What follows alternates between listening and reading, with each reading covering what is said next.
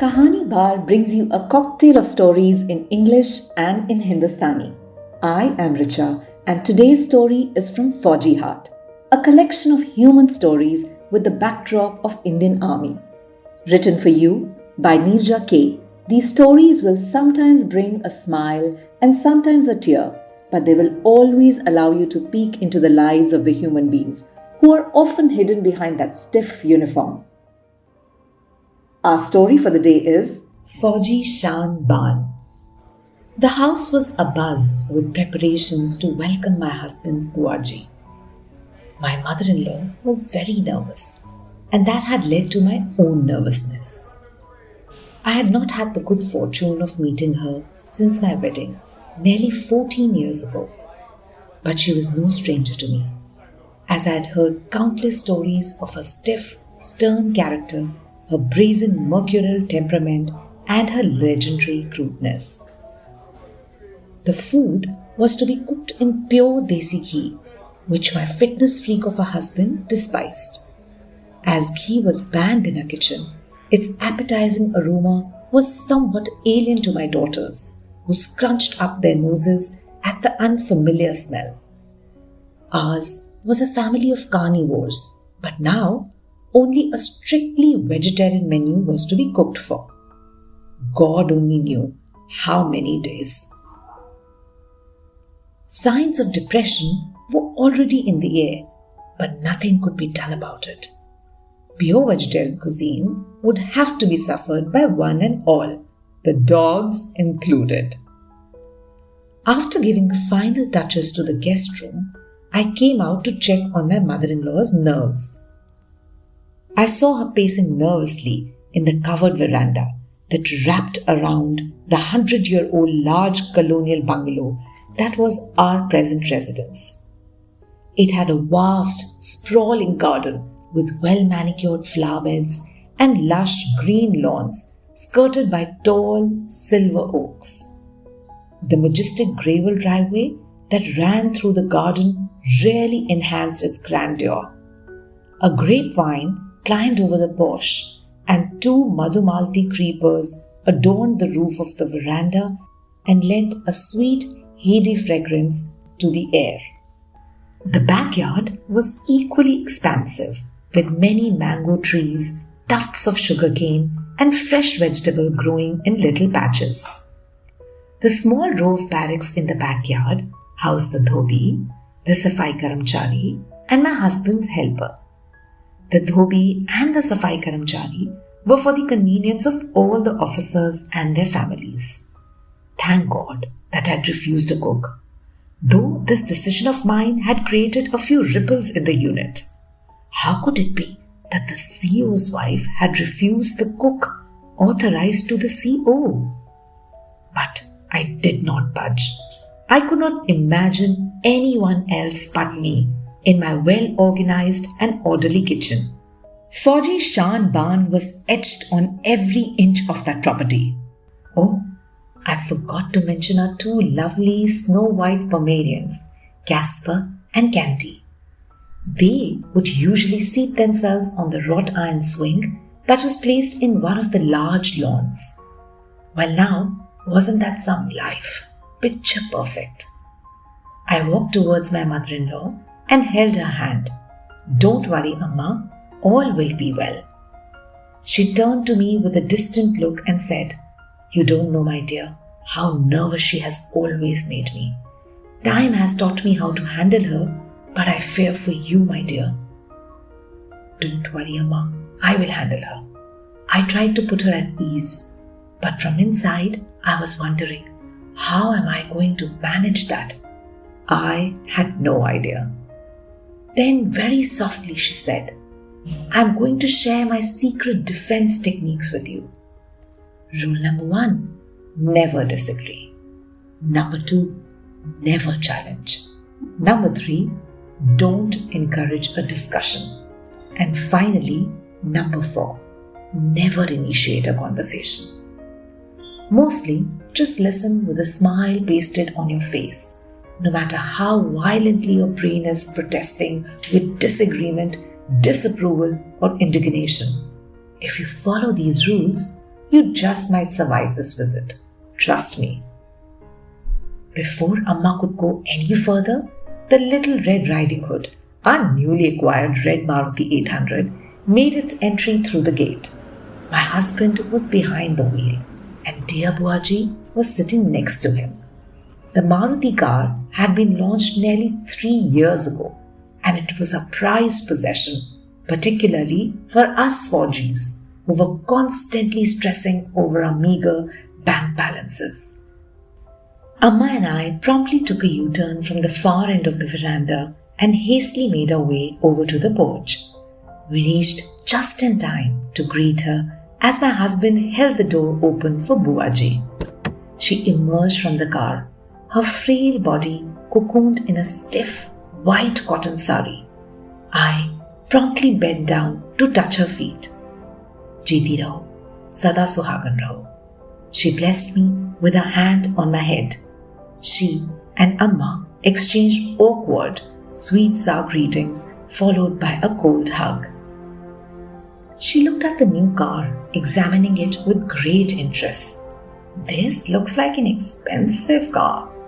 She stared at me with piercing eyes and continued, Great style, wah bhai. I smiled just as Amma had instructed. However, in my mind popped up memories of Thumbelina, our old second-hand car, a 2-door standard Herald. We had just bid goodbye to it after a 10-year struggle. All those scenes, the times when it had betrayed us on the highways, in the traffic and in the wilderness, flashed before my eyes. I had once even had the honor of pushing it while I was 5 months pregnant, and I remembered the countless hours on weekends that my husband had spent under the car, with grease all over his hands and face. But finally, even his weekend labors as a mechanic could not salvage the relic, and we had to go in for a new car. The loan taken for the new car had already started to pinch our monthly budget. Buaji had not witnessed any of those days. She only saw the pretty little cherry red Maruti that did look a little flashy. She didn't stop there. Look at the driveway, balle balle. You can drive right up to the doorstep. With a smile, I nodded again in affirmation, but my mind travelled back to another driveway, or should I say, a balancing tightrope way. At 4 a.m. once, with my 1.5-year-old daughter in my lap and my travelling bag on my shoulder, I had to balance on a single brick track through water-filled paddy fields. The almost 50-foot long path led to the newly built temporary accommodation allotted to my husband in Assam, near the foothills. The train journey to this far-flung area had itself been a memorable one, and now this was just the icing on the cake. The meter gauge train had pulled into this small station in the middle of nowhere at 3 a.m. It looked like a ghost station straight out of a Hindi horror movie from the black and white era. A lone station master stood with a dim lantern in his hand, with not a soul in sight. We were the only passengers on board and the only ones to alight here. There were no coolies around either. The train stopped for barely 3 minutes, and we had to offload our luggage from the first-class coupe that we were travelling in and from the brake van as well. How were we going to achieve that? I had no idea. But my husband was confident that it was doable. Since I had set up home with my husband, this was my first move ever. It had been barely 2.5 years since I had left the warm protection of my parents' home. We had got lucky. My husband's unit was aware of the situation and had been considerate enough to send a working party to help us. But still, just 3 minutes? I was very nervous, so we had formed a strategy. My husband would leave 2 boys to help me get the fragile stuff out of our coupe, and he would take the rest of them to the brake van and would also coax the station master to delay the departure by a minute or two. As the train pulled up to the platform, we both rushed to our respective battle stations. All the staff from the coupe was out except for our infant daughter, who was sleeping soundly on the berth, oblivious of all the hustle and bustle around her. I ran back to the coupe, and as soon as I gathered her in my arms, the train started to crawl ahead. I maneuvered through the narrow passage to the exit as best as I could as the train started to pick up speed. I barely managed to hand over my baby to one of the boys from the unit, grabbed hold of someone's hand, and somehow managed to tumble out of the moving train. As soon as my feet found firm ground, I grabbed my baby back and held her close to my bosom. At that time, I couldn't have cared less whether our luggage from the brake van had been unloaded or not. I was celebrating the safety of my baby. But in that moment, with adrenaline still racing through my veins, I couldn't help but wonder what kind of a life I had got myself into. Our marriage was just 2.5 years old, and here I was at some remote station in the middle of nowhere, thanking my lucky stars that I had lost my baby. Had I just been infatuated by the glamour of the uniform? I distinctly remember thinking to myself, well, it is what it is, so I might as well make the best of it. Little did I know that this was just the beginning. Within an hour of this ordeal, I had to walk the ramp. Not a catwalk, just your usual single brick path through the watery fields. One wrong step and I could twist my ankle. Hopping from brick to brick was like walking a tightrope.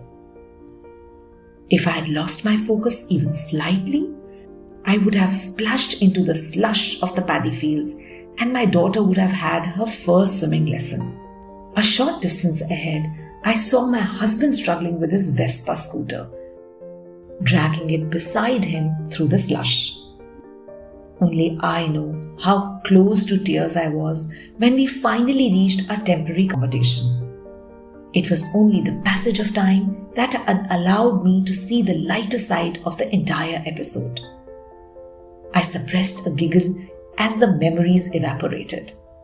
I pasted a smile on my face as I nodded and said, "Yes, Buaji, it sure is a luxury." Buaji seemed to be happy with my grin as her own stern face cracked into a smile, creating more furrows in the cobweb of wrinkles that already resided there.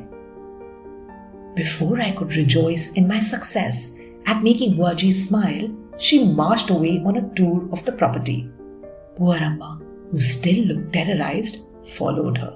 I too trailed them while my husband and his helper got busy unloading the heavy luggage. Our dear little Red Riding Hood seemed to sigh with relief when the weight was finally lifted. The drawing room and the master bedroom faced the front lawns, and so did 2 other bedrooms and the dining room. A couple of bedrooms and the children's room were at the rear of the house. Buaji was now in my bedroom, examining every detail of the decor of my very private and personal space. The bay windows, sitting area with a color TV, the bed, etc. You don't have a cupboard in such a big bedroom? Where do you keep your clothes? With a permanent smile plastered on my face, I reluctantly guided her to the attached dressing room, which opened into the bathroom. "This way, Buaji." As she walked into the dressing room, her eyes nearly popped out and her jaw dropped. I was frankly surprised at the agility of her old creaky jawbones. "Loji, such a big room, only to keep your clothes? What a waste of space. This could have easily served as one more bedroom or maybe even a puja room." She opened and shut one cupboard after another, then examined herself and me in the full-length mirror and finally turned to the bathroom door. Amma had chosen to stay back in my room. "Now, what is in here?" She opened the door. "Wah bhai wah. Bathe there and dress here? No carrying clothes to the bathroom and struggling with the wet floor while getting into them. You Fauji wives are one pampered lot. Still smiling dutifully, I endured her envious looks. But I got transported back in time to a transit camp somewhere outside Guwahati. We, that is our entire battalion, were in transit from Shillong to Alwar and were waiting for a special train which we were supposed to board from Guwahati, though no one knew exactly when. We were stuck in these barracks indefinitely. Every officer and his family were allotted one room. When I say one room, I literally mean one room. 2 single beds stood side by side to serve as a double bed. With my husband on one side and my 3-year-old daughter on the other, I invariably ended up sleeping in the middle where the 2 beds met. Thankfully, my bones were younger back then, and I could handle the soreness that resulted from a night spent searching for comfort on the bumpy and hard joint. A study table that doubled as a dining table stood in one corner along with a chair. Another bigger table stood against the remaining free wall and served as a makeshift kitchen. There were a few armchairs strewn on the common veranda outside. When our husbands were away at training, they were a welcome haven for us ladies to sit on and chat whenever we felt claustrophobic from being cooped up in our little chicken pens. A row of tented bathrooms ran parallel to the barracks, a couple of meters behind them. Thankfully, each family was allotted one tent. It was a constant source of amusement for the kids to see their mothers' deflated expressions whenever they said, "Mama, I need to go to the tent."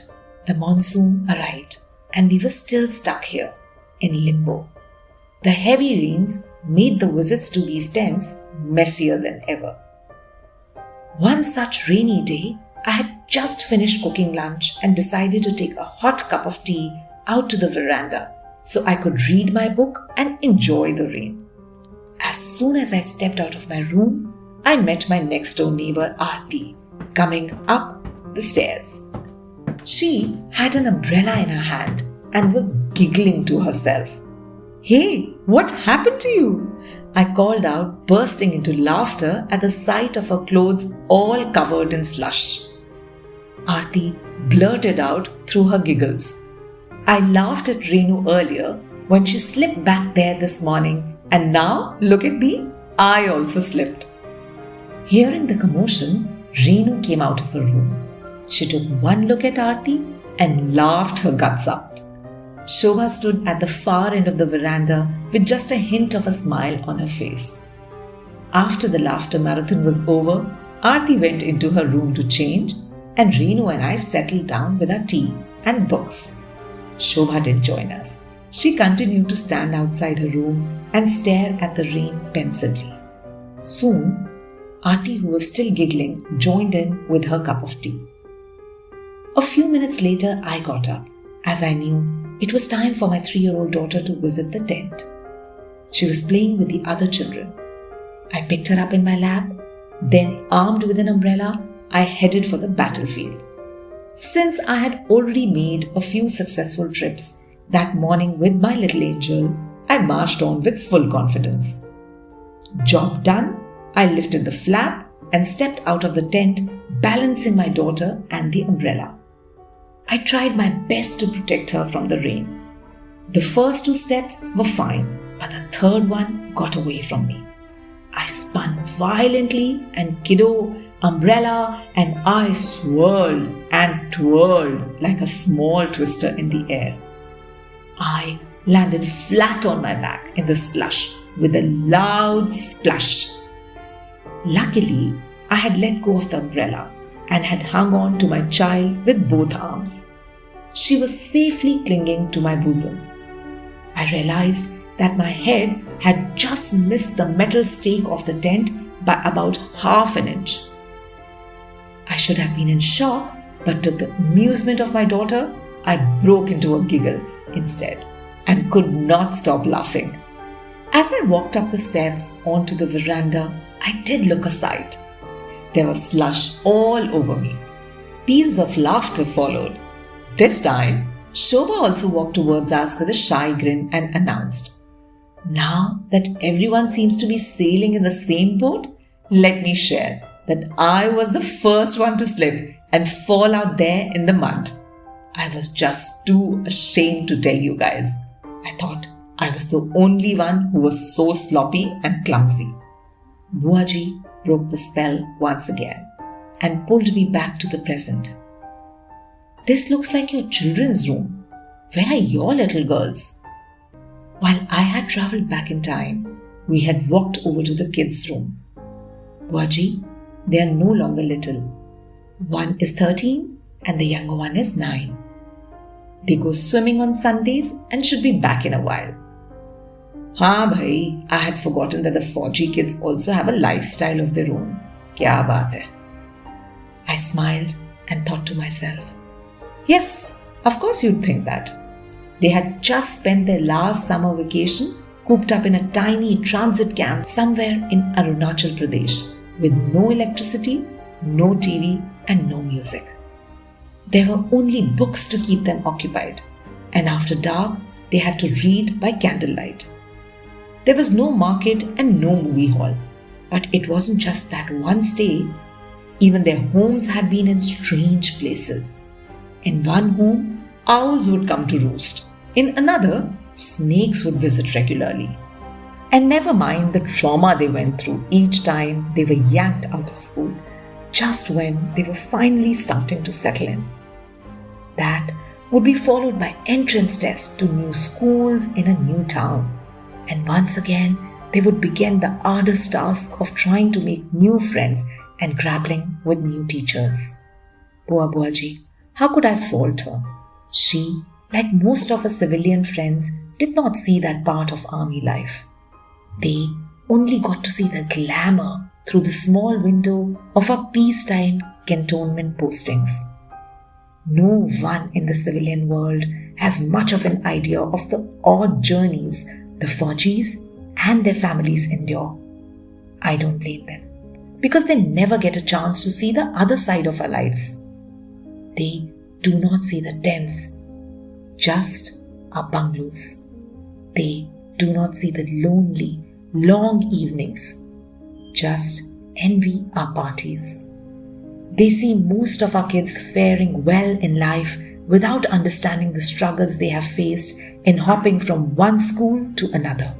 Much to Amma's disappointment, Buaji extended her stay by a month and was so impressed with the Fauji Shaan Baan that she decided to motivate her 2 grandsons to join the army. They did join the army, but the picture their grandmother had painted faded away in the first few months of their training. And poor Buaji is dying 100 deaths ever since, fretting for her grandsons and cursing herself. This is Richa signing off. Take good care of yourselves till I'm back with the next story.